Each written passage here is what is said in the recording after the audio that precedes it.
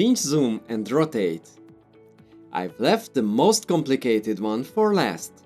This is the pinch, zoom and rotate gesture. You do this with two fingers touching the display simultaneously. The timing isn't relevant here. Do this as long as it makes sense for you. Let's see this one in the companion app's exercise. What you see here is an image that is small and not in level. You need to resize and rotate it to be the correct size and angle. Let's put two fingers on the picture and move your fingers.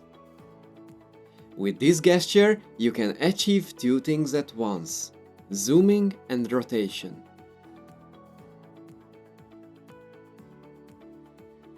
Let me break down what happens here. The zoom level is proportional to the distance of your two fingers from each other. See?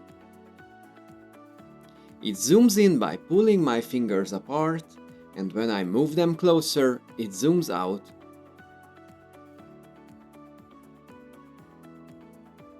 Now, let's draw a line between the two fingers and consider the change in the line's angle.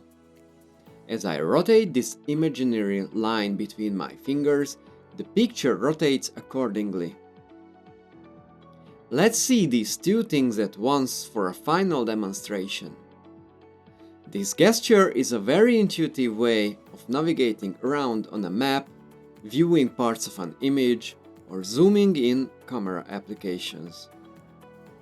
Let's see the map application, for example. With this gesture, you can bring the view closer or farther and rotate at the same time.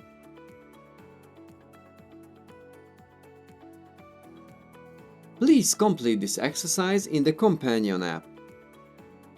Congratulations, now you understand the basic gestures.